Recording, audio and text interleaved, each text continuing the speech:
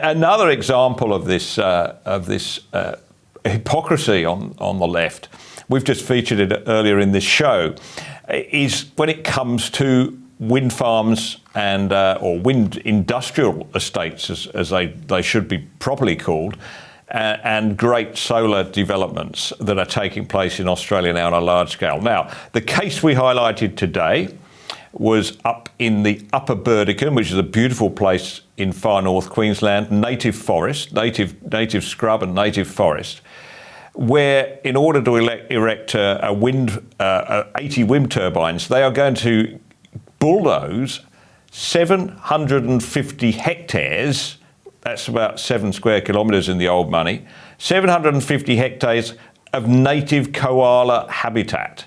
Now, fortunately, Apple was going to buy the carbon credits from this. They've seen the light and they've pulled out.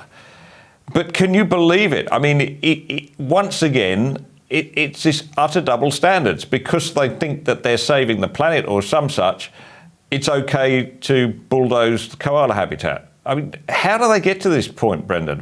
What's going on in their heads? It really is extraordinary, and they're so unaware of the double standard, or they're aware of it and don't care, that which might be even more shocking. But yeah, we see this all the time. We see, for example, in the UK, the Green movement here is absolutely anti-coal. They will campaign to prevent the building of a new coal power station, which the Tory government here has just given the go-ahead to.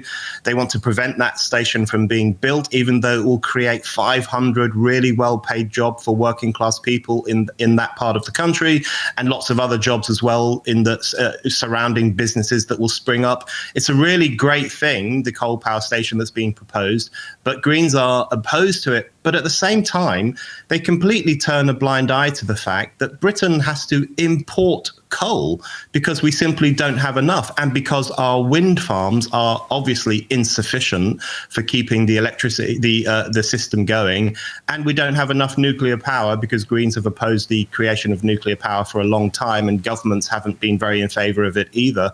So we're importing coal, which they just don't talk about. And there's this, they seem to have this view that as long as they keep their hands clean, as long as they keep our country virtuous and coal free, then it doesn't matter if somewhere in South Africa or China or Australia, people are still digging coal and sending it around the world. There's a real blindness to the reality of life and to the double standards that they themselves exercise. So it doesn't surprise me that you have that wind farm story there where they're going to strip down loads of land, but it's okay because it's for their virtuous project, as they see it, which is wind rather than fossil fuels.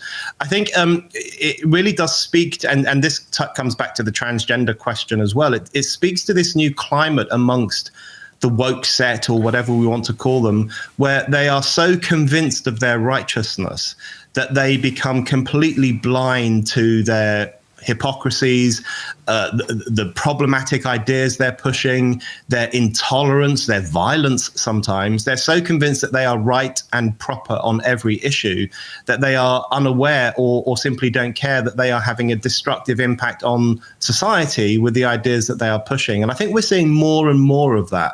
This idea of perfect moral rage that they have, which means they can do pretty much anything they want.